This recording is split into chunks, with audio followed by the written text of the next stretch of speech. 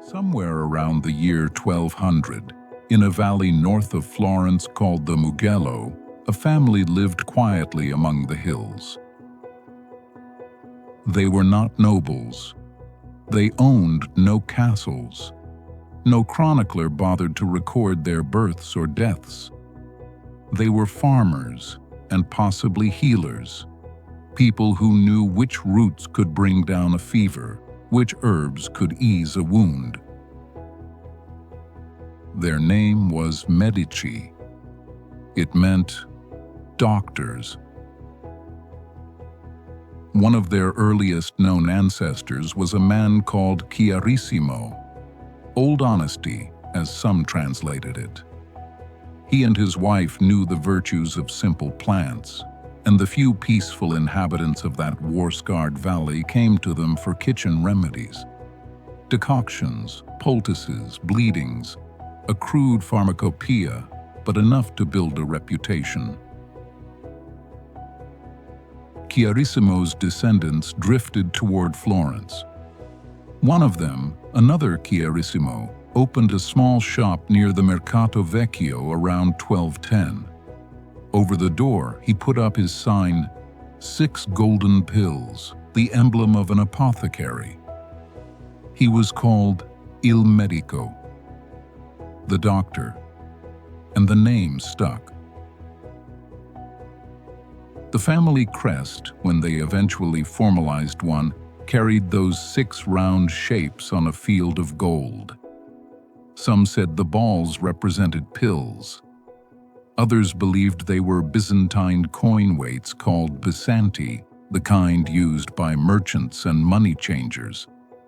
The truth has been lost, but the symbol endured, stamped on palaces, churches, and thrones for the next 500 years. In the early 1300s, a man named Averardo de' Medici served as a minor civic official in Florence. He was not powerful. He was not famous. But he was paying attention. Because Florence in those years was becoming something extraordinary. While the rest of Europe lived under kings and feudal lords, Florence governed itself. The city had no monarch. Instead, it was run by an intricate web of guilds, councils, and elected officials who rotated in and out of power every few months. Judges and notaries formed one guild. Wool traders formed another. Physicians, silk weavers, butchers, blacksmiths, bakers. Each trade had its own organization, its own vote, its own voice. There were 7 greater guilds and 14 lesser ones. The most influential was the Guild of Wool Carders. No inhabitant who had not enrolled in a guild could hold any civic office. To be without a trade was to be without political existence. It was messy. It was loud. It was corrupt at the edges. But it meant that a clever man, even without noble blood, could rise. Florence's government had another peculiar feature. Every 2 months, a new group of 9 officials called the Priori took power. They were drawn from the major and minor guilds, and their terms were deliberately short, a safeguard against tyranny. Above them sat the Gonfaloniere di Giustizia, the standard-bearer of justice, a kind of temporary chief magistrate.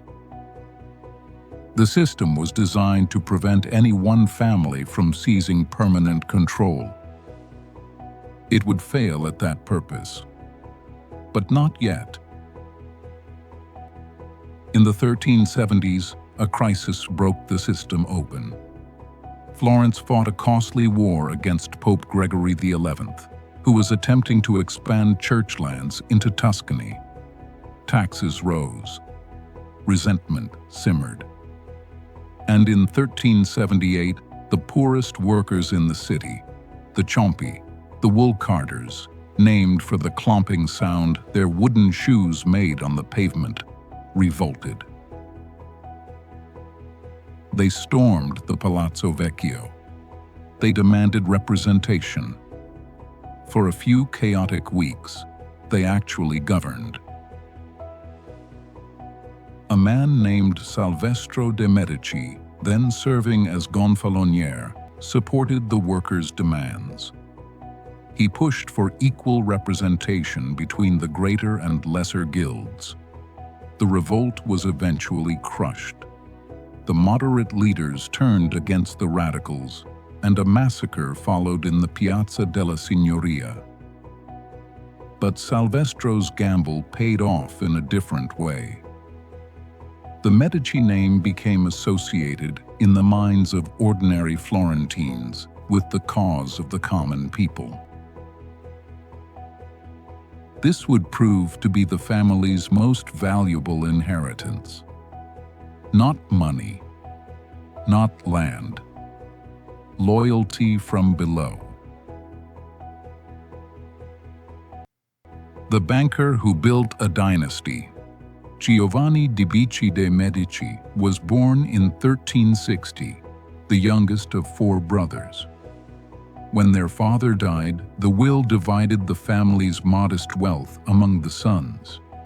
Giovanni, still an infant, received almost nothing. He went to work young, apprenticed to an uncle named Vieri, who ran a money-changing business along the Adriatic coast. Giovanni learned the trade from the ground up. He counted coins. He assessed risk. He watched how debts were collected and how trust was built, one transaction at a time. Vieri retired in 1393 and became gonfaloniere of justice, dividing his business among his nephews. 2 of the cousin banks soon failed. Giovanni's thrived. By 1397, he had founded what would become the Medici Bank. Its branches spread across Italy and then across Europe. Rome, Venice, Naples, Geneva, Bruges, London. The bank handled trade financing, bills of exchange, and, most importantly, the accounts of wealthy churchmen. Giovanni understood that the Catholic Church was not merely a spiritual institution. It was the largest financial network in the medieval world. And then he made the decision that would change everything for his family. The Catholic Church was tearing itself apart. For nearly 40 years, 2 rival popes had claimed authority, one in Rome, one in Avignon. A third briefly appeared in Pisa. The Western Schism, as it was called, was not merely a religious crisis. It was a financial one. Whichever pope controlled the papal treasury, controlled one of the largest flows of money in Europe. Giovanni navigated the schism with extraordinary care. He maintained relationships with multiple claimants. He backed the eventual winner, Pope Martin V, who was elected at the Council of Constance in 1417. But he also preserved his connection to the defeated Pisan claimant, hedging his bets with the quiet precision of a man who understood that today's loser might be tomorrow's creditor. The reward was staggering. The Medici Bank became the official bank of the Catholic Church. Papal revenues, tithes, fees, donations from across Christendom flowed through Medici ledgers. But Giovanni was careful. He dressed modestly. He avoided ostentation. He lived in a house appropriate to his station, not above it. In Renaissance Florence, a man who displayed wealth too openly could find himself accused of reaching beyond his rank. The penalty for violating sumptuary laws The rules governing how each social class could dress and live could be exile or death. In 1427, Giovanni pushed through a tax called the catasto, a 0.5% levy on income that required every household to declare its wealth. It was modest in size, but radical in principle. For the first time, the rich would pay proportionally more than the poor. The wealthy families of Florence despised it. Giovanni himself was taxed 300 gold florins, a transparent display of his own wealth and his willingness to share the burden. The common people loved him for it. He also began patronizing the arts. He helped fund the famous bronze doors of the Florence Baptistery. He knew the architect Filippo Brunelleschi personally, and it was Giovanni who pushed Brunelleschi forward as the architect for what would become Florence's most recognizable landmark, the dome of the cathedral. He supported a children's hospital, also designed by Brunelleschi. When plague struck Florence in 1417, Giovanni was one of the few wealthy citizens who helped the poor survive it. He died in 1429 at the age of 68. On his deathbed, he gathered his 2 sons and gave them a charge that became the Medici family creed. Stay out of the public eye. Never seek offices of the Republic. Wait to be honored with them. Never make a show before the people. Attend to your affairs quietly. His eldest son, Cosimo, would follow this advice when it suited him, and discard it when it didn't. Exile and return. Cosimo de' Medici was born in 1389. For the first 4 decades of his life, he did everything his father had taught him. He managed the bank, expanded its reach, married wisely, dressed simply, and kept his ambitions to himself. By contemporary accounts, Cosimo was enormously wealthy, but deliberately unflashy. He rose early every morning and went to his office. He planted vineyards in his spare time and pruned his own fruit trees. He was never seen drunk. Guests invited to the family home were amazed at the gap between his modest private meals and the lavish banquets he hosted for political allies. He married Contessina de' Bardi, daughter of a family that had once been the wealthiest in Florence, until King Edward III of England defaulted on their massive loans in the 1340s and destroyed them. The Bardi and Peruzzi banks collapsed. 2 small Florentine families, 750 miles from London, had no way to force an English king to repay his debts. The void they left was exactly the space the Medici filled. By marrying into the ruined Bardi, Cosimo was doing 2 things at once: absorbing their remaining social prestige and demonstrating generosity. He bought the ancestral Bardi house for his own family. He made Contessina's father a junior partner in the Medici business. Then, he commissioned a palace. This was where the trouble began. Cosimo first approached Brunelleschi, whose design was magnificent and disastrously ambitious. If built, it would have been the largest private residence in Florence, a provocation that would have united every rival family against him.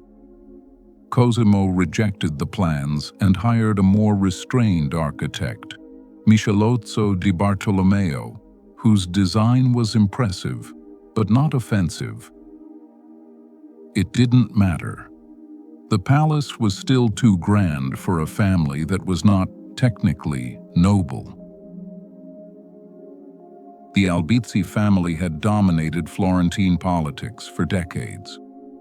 Their leader, Rinaldo degli Albizzi, watched as Cosimo's wealth grew, as his palace rose from the ground, as the common people brought him cheese and wine and game in exchange for small favors, a word put in here, a debt forgiven there. It was the old system of patronage, perfected. In September 1433, Rinaldo made his move. Cosimo was arrested, taken to the Palazzo Vecchio, and locked in a cell at the top of the tower. The window of that cell looked straight down to the main square. Everyone in Florence knew what it meant, to be thrown from that window. Cosimo expected poison. He refused food for days. Then he was granted permission to receive meals from home, carried by a guard who was uncommonly kind, and almost certainly on the Medici payroll. Through that guard, Cosimo spread money where it was needed. A respected monk named Ambrogio Traversari pleaded for mercy. The death sentence was reduced to 20 years of exile. Cosimo left for Padua, then moved to Venice. His exile lasted exactly 1 year. While Cosimo was gone, Rinaldo degli Albizzi launched a war against the Duchy of Milan. It went poorly. The Florentine treasury, already weakened by the exodus of Medici money and the businesses that followed it, buckled under the cost. The Signoria voted to recall Cosimo and exile Albizzi instead. Cosimo returned in October 1434. Niccolò Machiavelli, writing decades later, recorded, "Rarely has it occurred that a citizen, returning triumphant from a victory, was received by the fatherland with such a gathering of people and with such an outpouring of benevolence." At the Battle of Anghiari in 1440, the Florentine forces, led by the mercenary captain Francesco Sforza, hired and equipped with Medici money, defeated Milan decisively. Cosimo returned not as a private citizen. He returned as the unquestioned master of Florence. But he never took a title. He never held a throne. He sat in no permanent office. He simply made certain that every important position in the city was filled by men who owed him something. "Let them vaunt themselves free as long as they please," he told his sons. "Provided we have control over them, in fact, by controlling the purse." His greatest foreign alliance came from the ruins of war. Francesco Sforza, the mercenary captain who had won the Battle of Anghiari with Medici gold, now wanted something bigger. When the Duke of Milan died in 1447, his will named the King of Naples as his successor, breaking an earlier promise to Sforza, who had married the Duke's daughter. The Milanese briefly declared a republic. Cosimo backed Sforza against it, despite the fact that most Florentines opposed supporting a military strongman against a republic. Cosimo understood something his critics did not. The Milanese republic was too weak to survive, and if Alfonso of Naples took Milan, he would control both the north and south of Italy, encircling Florence. The war lasted 6 years. By 1454, Sforza had won. Milan opened its gates and offered him the ducal crown. The alliance between Florence and Milan, sealed by Cosimo and Sforza, became the foundation of Italian politics for the next quarter century. It was personal, dynastic, and deeply pragmatic. and it gave Cosimo something no Florentine citizen had ever possessed: the implicit backing of a foreign military power. Florence, under Cosimo, became perhaps the richest city in Europe. The Renaissance began in Italy, but to be precise, it began in Florence. And that was in no small part because of one man's patient, methodical accumulation of money, influence, and loyalty. The father of his country. With political control secure, Cosimo turned to the project that would define his legacy far longer than any election or alliance. In 1438, he convinced Pope Eugene IV to move a major church council from Ferrara to Florence. The council was meant to reconcile the Roman Catholic and Greek Orthodox churches, a diplomatic goal that ultimately failed. But for weeks, Byzantine scholars, Greek philosophers, and Eastern theologians filled the streets of Florence, and they brought with them something more valuable than any treaty. They brought manuscripts. Works by Plato, Aristotle, Ptolemy, and Galen. Texts that had been preserved in Constantinople while Western Europe forgot them, arrived in Florence carried by men who sensed the Byzantine Empire was dying. Cosimo bought everything he could find. He dispatched agents to monasteries across the Mediterranean to search for more. In 1444, he founded the first public library in Europe. Inside it, he placed an original copy of Emperor Justinian's Pandects, a collection of Roman laws. There were manuscripts by Cicero and Tacitus, poems by Virgil and Pliny the Elder, and works by early Renaissance writers: Boccaccio, Dante, Petrarch. That library survived the Medici exile, a temporary move to Rome, and centuries of political upheaval. It stands in Florence today. Cosimo also funded the philosopher Marsilio Ficino, giving him a villa and a lifetime stipend to translate the complete works of Plato into Latin. For the first time, Western Europeans could read Plato in a language they understood. Through Ficino, the ideas of ancient Athens, about justice, beauty, the nature of the soul, re-entered European thought, not as museum curiosities, but as living arguments. He commissioned Donatello to create a bronze David, the first large freestanding nude statue since antiquity. The figure was striking. Not the bearded king of the Bible, but a slender young man, sensual and confident, standing over Goliath's severed head. The nudity was controversial.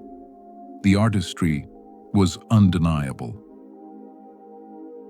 He funded Fra Angelico, Lorenzo Ghiberti, and dozens of lesser artists. He built churches, monasteries, and chapels. He spent, by one estimate, the equivalent of hundreds of millions of modern dollars on civic and artistic projects. And he funded Brunelleschi's dome. The Cathedral of Santa Maria del Fiore had been under construction since 1296. The building itself was finished by 1380, but the dome, an octagonal hole 140 feet across, remained open to the sky. No one knew how to span it. Traditional methods would have required more timber than existed in all of Tuscany, and the weight of a conventional dome would have collapsed the walls. Brunelleschi proposed building the dome of brick, using an inner and outer shell connected by ribs, with each ring of bricks supporting the next. No external scaffolding. no centering framework. It was, by the standards of 1420, an engineering miracle. He invented new hoisting machines. He designed a system of platforms and kitchens so his workers could eat lunch 400 feet in the air without wasting hours climbing down and back up. When he couldn't find an ox strong enough to turn his lifting mechanism, he redesigned the mechanism. The dome was completed in 1436. It remains the largest brick dome ever built. When you see the skyline of Florence today, it is the first thing you notice. A vast curve of terracotta against the Tuscan sky, proof that the city beneath it dared to attempt what had not been attempted in 1,000 years. Cosimo de' Medici died on August 1, 1464. He was 75 years old. The city awarded him a title that had never been given to a private citizen: Pater Patriae, Father of his country. The inscription on his tomb reads, "Here lies buried Cosimo of the Medici, by public decree dubbed Father of the Fatherland." He left behind a fortune of over 230,000 gold florins, a library, a legacy of art, and a political machine that ran on loyalty and debt. He also left behind 2 sons. One of them, Giovanni, was a spendthrift who loved eating, drinking, and women more than the family business. He died before his father in 1463. The other was Piero. And Piero was already very ill. The gouty and the magnificent. Piero de' Medici, called the gouty for the disease that crippled his joints, inherited his father's position at the age of 48, already approaching old age by 15th century standards. He had been managing the day-to-day operations of the bank for years, consulting with Cosimo on every major decision. But governing Florence was a different matter. Cosimo had appointed a trusted advisor, Diotisalvi Neroni, to help Piero with both the business and political sides of the Medici Empire. It was a gesture of care. It was also a mistake. Neroni, along with the banker Luca Pitti, the nobleman Agnolo Acciaiuolo, and Piero's own cousin Pierfrancesco, formed a conspiracy to kill him and topple the House of Medici. The plan was to ambush Piero on August 26, 1466, as he traveled from the Medici villa at Careggi to his offices in Florence. But the larger a conspiracy grows, the more likely someone talks. A nobleman named Giovanni Bentivoglio warned Piero. When the assassins arrived at the ambush point, they found not a sick man on a litter, but his 16-year-old son Lorenzo, leading a battalion of armed horsemen. The assassins fled. Piero held a rigged election, installed his allies in every key position, and exiled the conspirators. 5 years of illness, plots, and war took their toll. Piero died of a cerebral hemorrhage in 1469. He was 53. The question of succession fell to his eldest son, Lorenzo. He was just 20 years old. On the second day after his father's death, over 600 citizens gathered at midnight in a monastery near the old city gate. By candlelight, they debated the future of Florence. The presiding figure, Tommaso Soderini, the most experienced statesman in the city, could have claimed the headship for himself. Instead, he proposed that power remain with the Medici. Lorenzo recorded the outcome in his private diary. "They pressed me to assume the care of the city and the regime, like my grandfather and father. As I was not of age and the burdens and dangers were great, I accepted reluctantly and only to keep our friends and our assets safe. Because in Florence, the rich are at risk if they do not belong to the Stato." Every word was calculated. Lorenzo presented himself as a reluctant servant. The Milanese ambassador, who sent dispatches almost daily, documented a very different reality: the quiet maneuvering, the private alliances, the systematic sidelining of rivals. Lorenzo told the ambassador in private that he held the firm conviction that when someone in his position suffers a loss of status, total ruin soon follows. He was 20 years old. He was already thinking like a prince. Blood in the Cathedral. Lorenzo's marriage was itself a political statement. His mother, Lucrezia Tornabuoni, a woman of formidable intelligence, traveled to Rome to survey eligible young women. They chose Clarice Orsini, daughter of an old Roman aristocratic family that claimed descent from the days of the Empire. The Florentines were not pleased. The common people wanted Lorenzo to marry a local girl.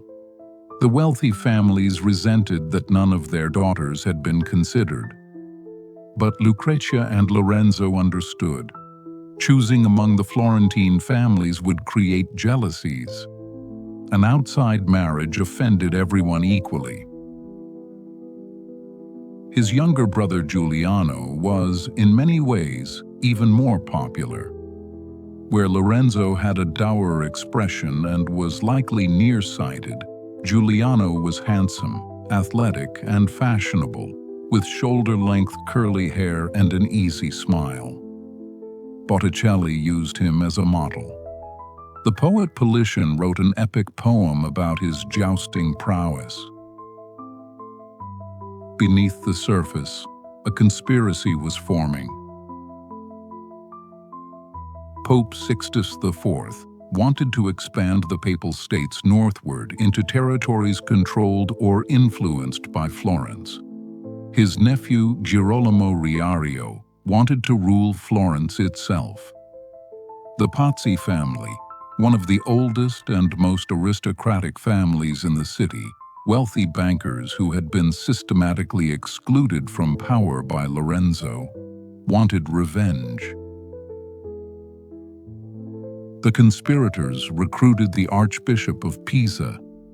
They drew in mercenary soldiers. They planned carefully.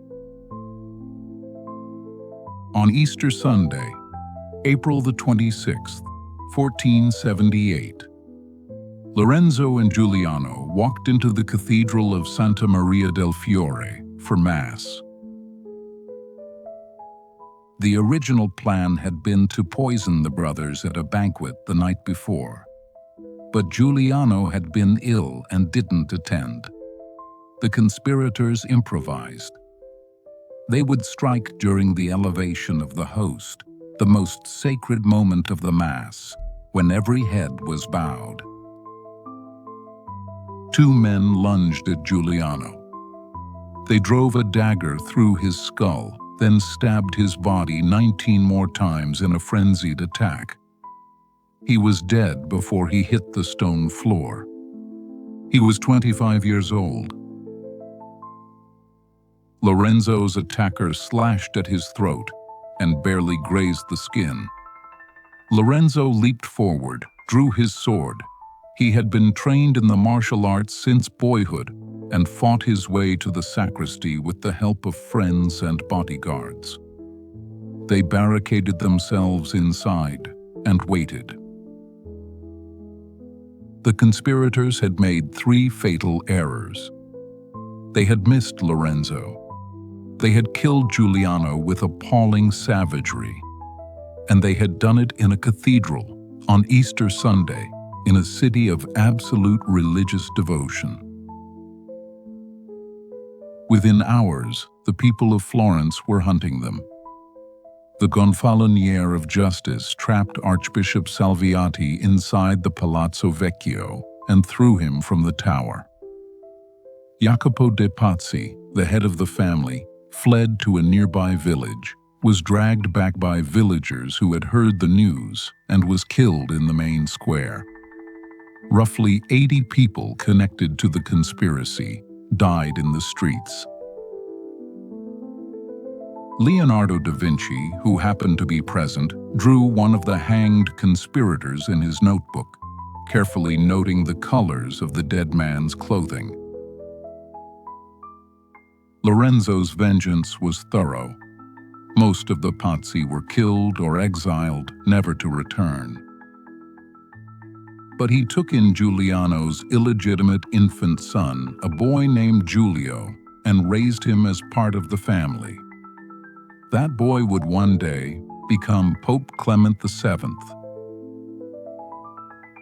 Something changed in Lorenzo after the Pazzi conspiracy. The tournaments grew quieter. The public festivals lost their carefree edge. Lorenzo, already aging from gout and stress, turned his attention to a single consuming question: how to make the Medici position permanent. The voyage to Naples. Pope Sixtus IV did not mourn his failed conspiracy. He excommunicated Lorenzo and placed all of Florence under interdict, forbidding any religious services in the entire city. No masses, no baptisms, no confessions, no last rites. In a time when most people believed their eternal salvation depended on these sacraments, this was a weapon of spiritual terror. Then Sixtus allied with King Ferdinand of Naples. Their armies marched into Florentine territory. Ferdinand's son Alfonso defeated Florence's main force and conducted a campaign of destruction through the countryside. Towns burned. Crops were destroyed. Florence held out. But Lorenzo knew the mathematics of war. Higher taxes to fund mercenaries, economic disruption, the spiritual anguish of excommunication. Eventually, the combination would turn the people against him, not out of hatred, but out of exhaustion. He could wait and be handed over. Or he could do something no one expected. In December 1479, he boarded a ship at Pisa and sailed to Naples. Alone. No guards, no army, no diplomatic credentials. He specifically refused them, insisting on traveling as a private citizen. The official letter introducing him to the king said, with obvious awkwardness, "Since Lorenzo de' Medici is coming to you primarily for private reasons, we have thought it fitting that he should not arrive without public credentials as well." Ferdinand could have imprisoned him, tortured him, delivered him to the Pope. The king had recently murdered a guest at his own court under a pretense of friendship. But Lorenzo sat across from him and spoke plainly. Florence was weakening, he admitted, but it would not surrender. The war would grind on, draining Naples at a time when Ferdinand could not afford it, because the Ottoman Turks were pressing from the east, had already landed forces in southern Italy, and threatened to cross the Adriatic. The Pope, Lorenzo suggested, did not want a stronger Naples. A victorious Ferdinand would become a rival to Rome, not a servant. Ferdinand kept Lorenzo for 3 months, treating him as an honored guest, dining with him, testing him, while Alfonso continued fighting in Tuscany.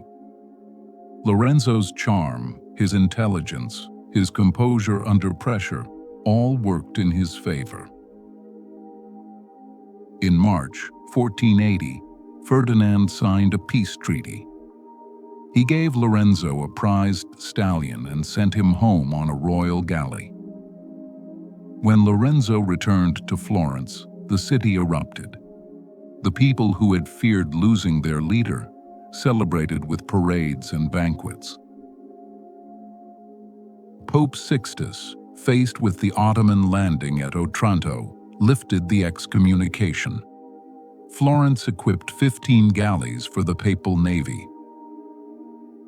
The people began calling Lorenzo Il Magnifico, the Magnificent. The Golden Afternoon, the 12 years between the peace with Naples and Lorenzo's death, were the summit of Medici Florence.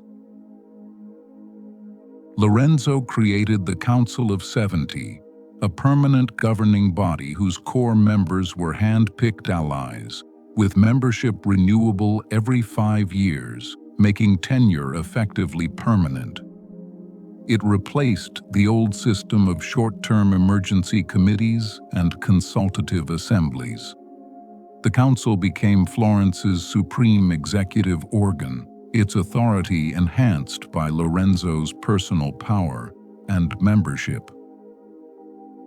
Lorenzo was building the architecture of a principality within the shell of a republic. And while he rebuilt the political foundations, Lorenzo poured what remained of the family's wealth into art, scholarship, and architecture. He took in a teenage sculptor named Michelangelo Buonarroti, enrolling him in the Platonic Academy and housing him in the Medici Palace. The boy had been brought to Lorenzo's attention after producing work of astonishing maturity. Lorenzo recognized the genius immediately. Michelangelo ate at the family table, studied alongside Lorenzo's own sons, and absorbed the humanist philosophy that surrounded him. He would later paint the ceiling of the Sistine Chapel, carve the David that still stands in Florence, and create the Pietà in Rome. But it was Lorenzo who first saw the talent and made room for it. Leonardo da Vinci's workshop operated in Florence under Medici patronage during these years. Lorenzo helped secure Leonardo's commission from the Duke of Milan, the project that eventually produced The Last Supper.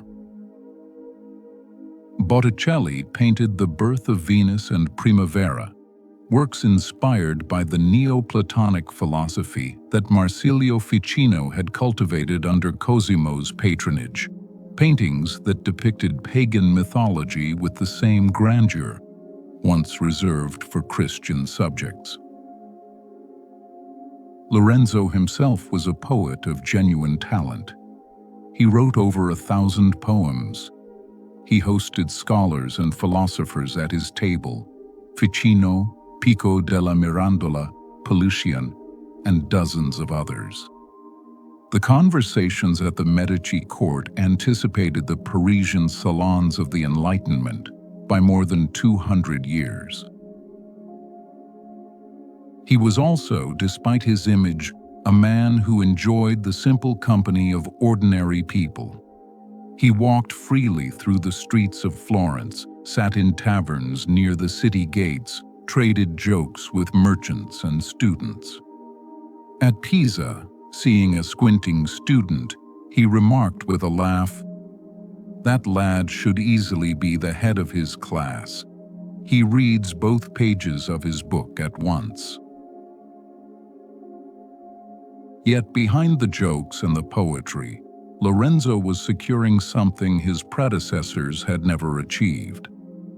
In 1489, he obtained the appointment of his second son, Giovanni, as cardinal.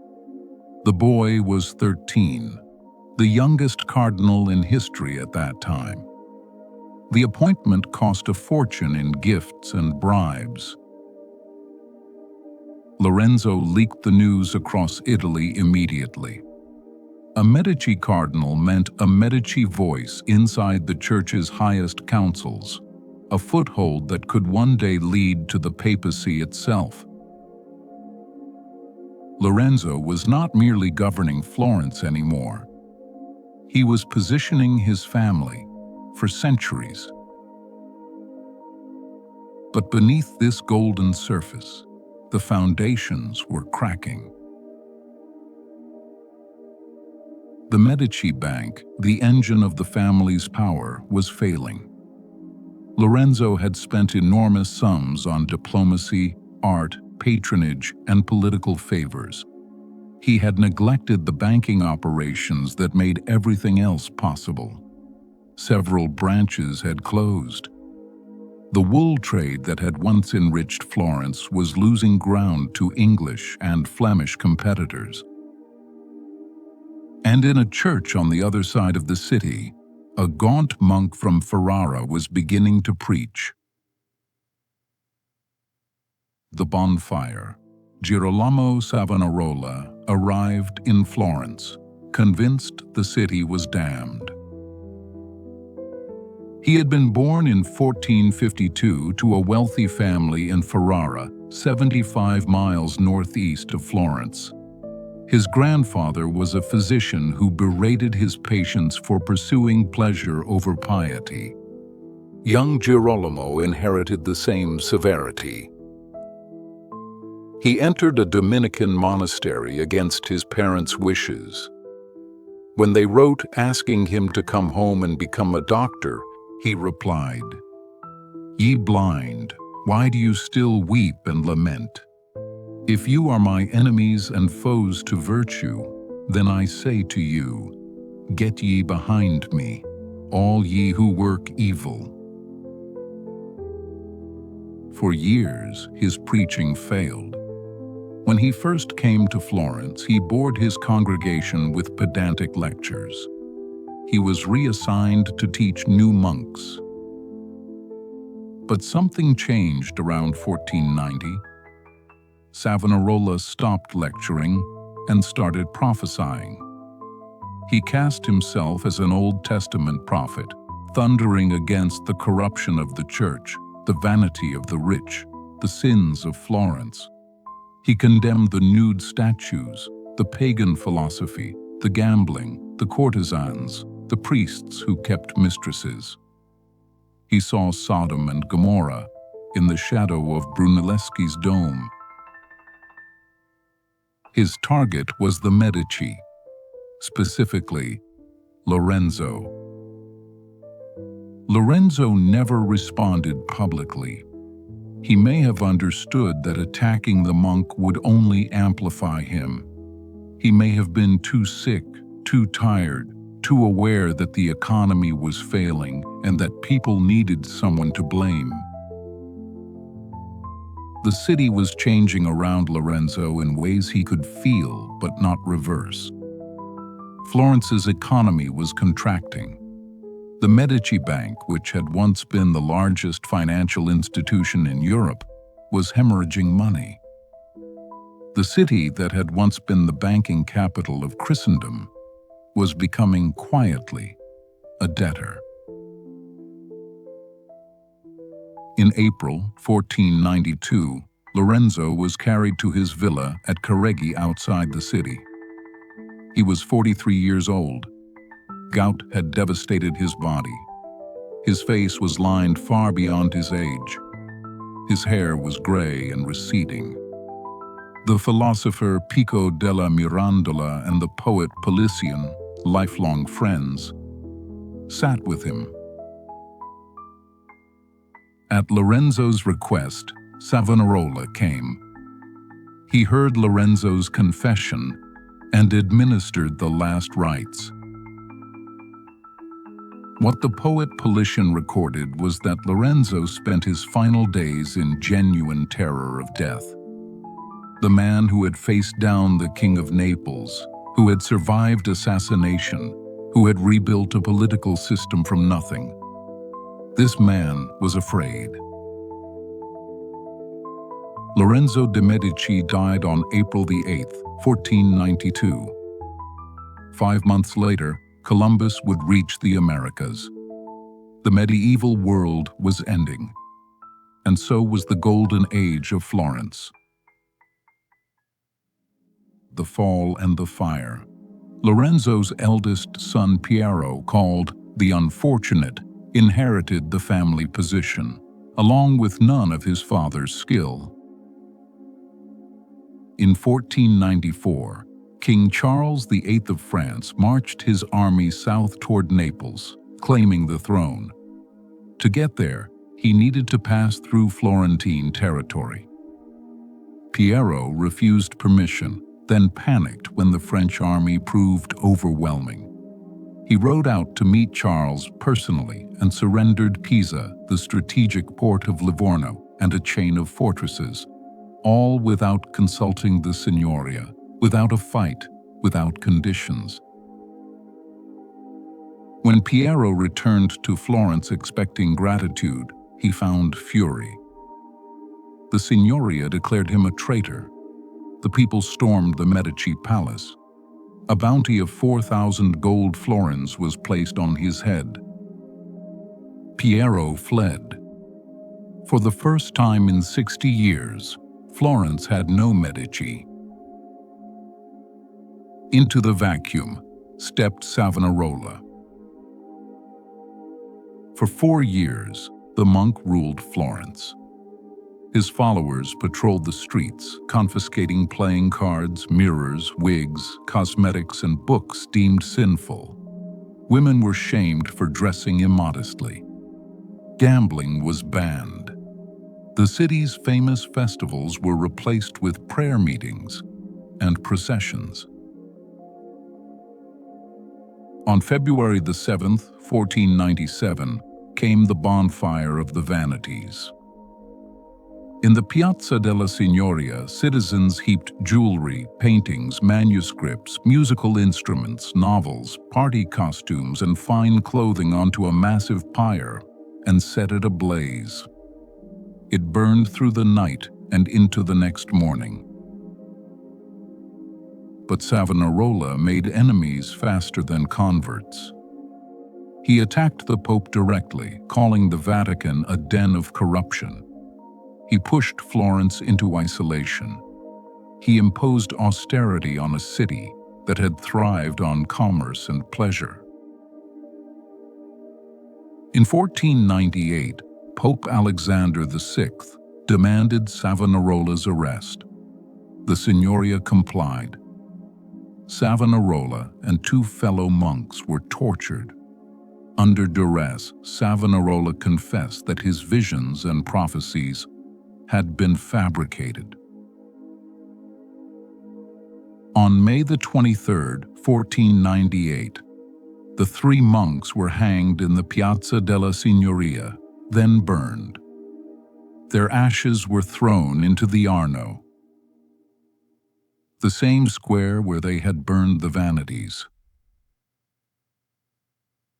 The Medici popes. Piero the Unfortunate drowned in 1503 trying to transport artillery for the French. He was never seen again. But his younger brother Giovanni survived. The cardinal who had been given his red hat at 14, the appointment Lorenzo the Magnificent had spent a fortune securing, spent 18 years in exile, rebuilding alliances, cultivating friendships in the College of Cardinals, and waiting. In 1512, Pope Julius II sent a Spanish army to restore the Medici to Florence. The Florentines hired mercenaries to resist. The mercenaries fled. Machiavelli stayed, was arrested, tortured, and exiled. He would spend his remaining years writing The Prince, dedicated, with painful irony, to the grandson of Lorenzo the Magnificent. The Medici returned, and a year later, when Julius II died, the College of Cardinals elected Giovanni de' Medici as Pope Leo X.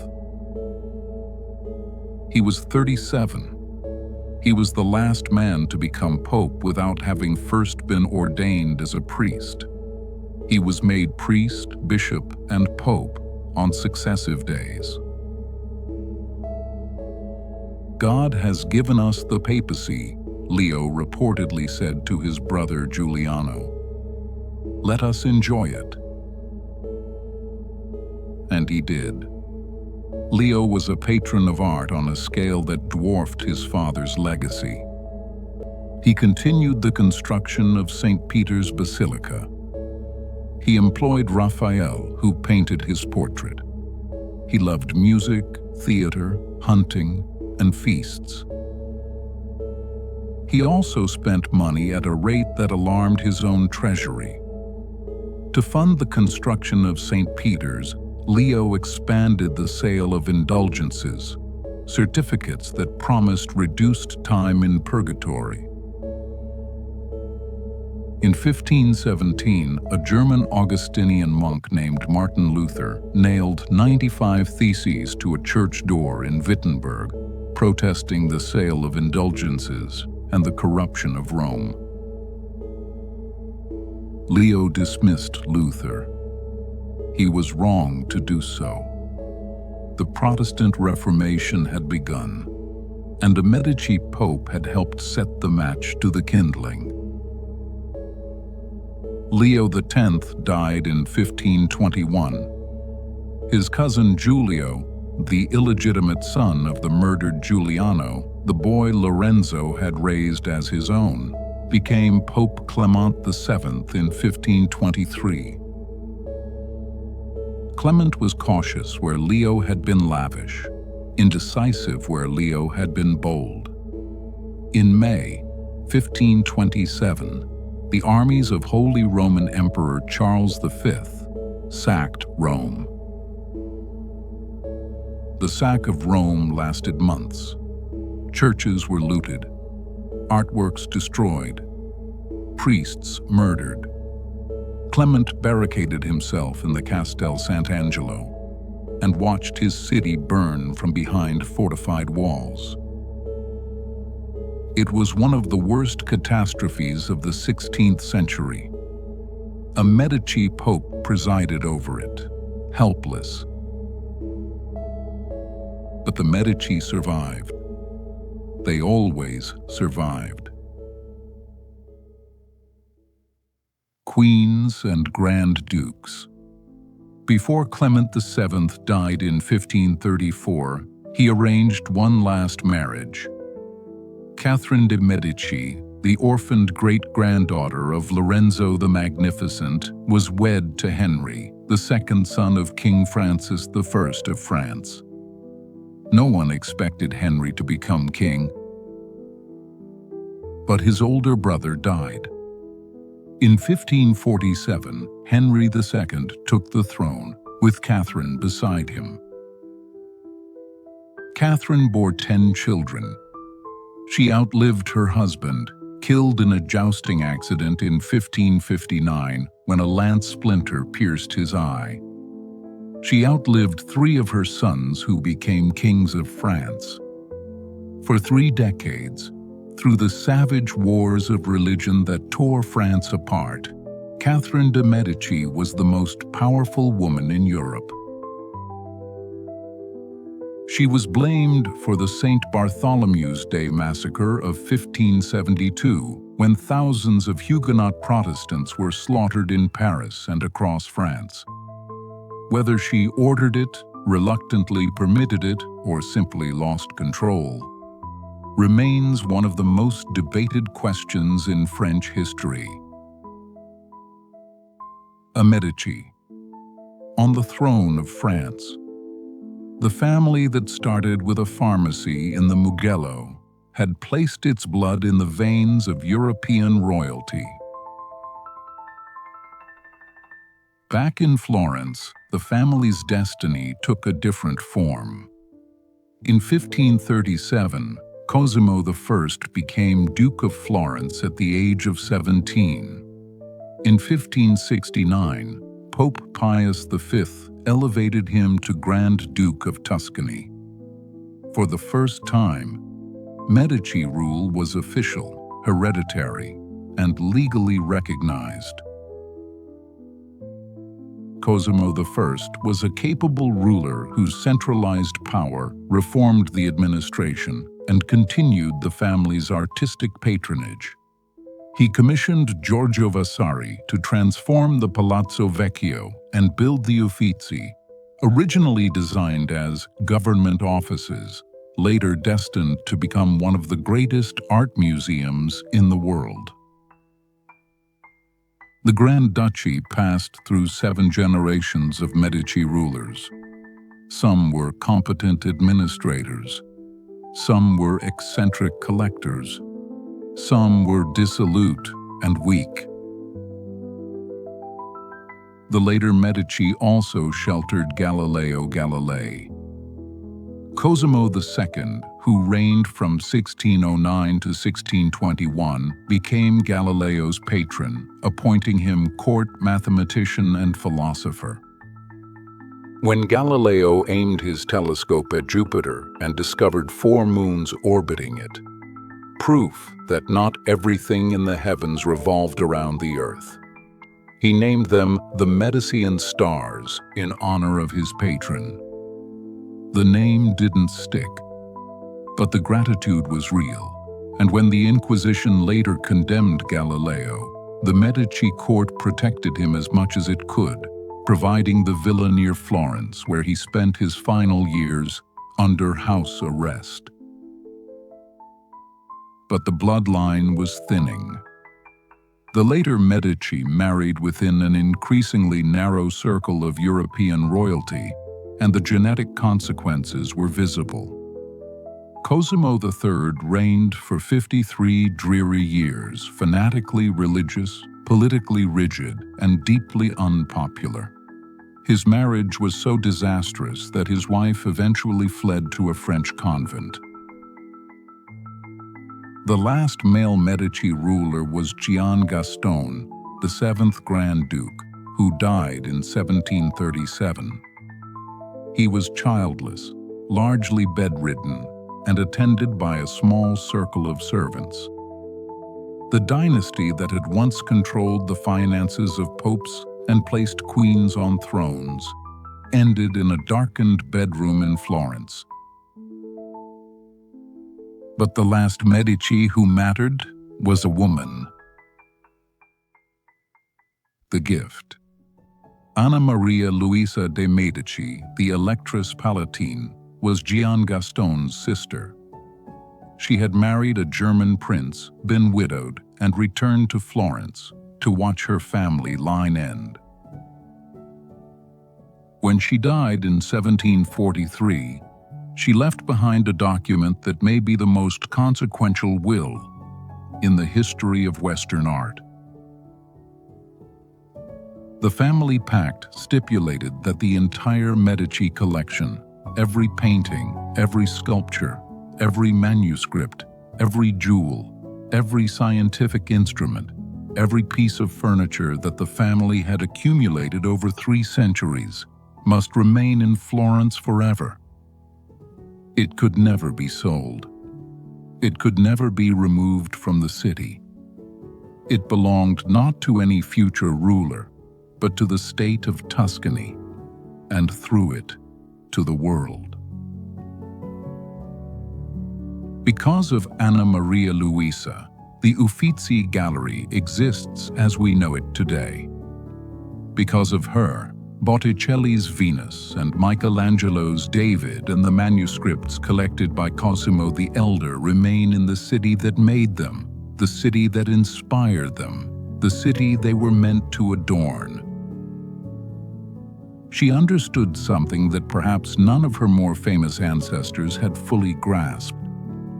that the truest form of power is not what you take, but what you choose to leave behind. What remains? The story of the Medici stretches across 300 years, from a humble apothecary's shop to the throne of France.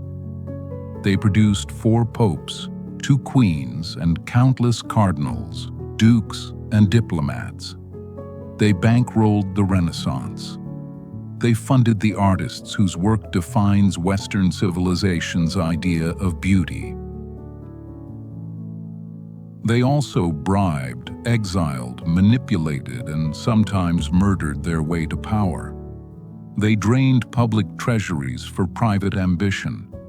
They helped provoke the Protestant Reformation through their excess. They watched Rome burn while hiding behind walls. How do you weigh a family like that?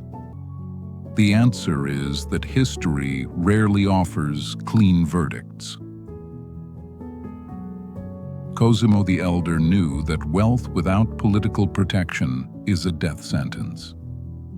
So he built a system where his money and the city's government became inseparable, where every favor created an obligation, and every obligation created a loyal ally. Lorenzo understood that culture is a form of power. By gathering the greatest minds of his age around his table, he made Florence indispensable, not merely as a banking center, but as the place where the future of European thought was being shaped. And Anna Maria Luisa understood, at the very end, that the most enduring form of power is generosity that outlasts the giver. Tonight, in Florence, the dome of Santa Maria del Fiore still rises above the rooftops, just as it did when Brunelleschi's workers ate their lunches on the scaffolding, 400 feet above the ground. The David still stands in the Accademia, 17 feet of marble, carved by a teenager the Medici took in. The birth of Venus still hangs in the Uffizi, a gift from a woman who understood that some things should never be for sale. And somewhere in the old city, if you walk the streets late enough, past the shuttered shops and the quiet piazzas, past the Arno glinting under lamplight, you can almost feel it. Not a sound exactly, more like a presence. The accumulated weight of centuries of ambition, genius, beauty, and loss, settling quietly into the stones. The Medici are gone. What they built remains. And perhaps that is the only legacy that truly matters. The story is finished. The city still stands. And the stars above Florence look much the same as they did 500 years ago, when a family of doctors and bankers looked up at them and dared to imagine that the world could be remade.